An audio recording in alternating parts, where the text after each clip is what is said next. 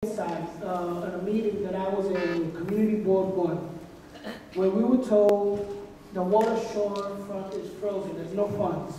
Then we went on to the public services. I just want to give you a little insight on what we experienced. Then we were told that we're going to spend $3.5 million to build a bicycle lane at Cloveland Park. A bicycle lane. Then we were told we're going to spend $1.8 million to build bikes, in the housing developments to be able to park a bicycle in there. So I said, okay, well, that doesn't make sense. And then we were told that the public service department is also going to spend $1.5 million to put more recycling cans out there.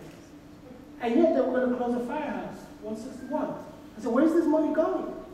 What are we doing? And I said, well, doesn't each councilman or woman get discretionary funds to put those recycling cans out there? So anyway, the next question goes, I just want you to get a insight on how they're shifting this money. So the next question is, we all agree that Staten Island public hospitals are at severe hospital shortage in general. Some have said that our population is too small to warrant a public hospital. Excuse me. With barely seeing decreasing services and closing, and the remaining few hospitals struggling to survive, we can get a city hospital here. How can we attract and create more hospitals and medical treatment facilities? Mr. Serrian, we'll start with you, sir.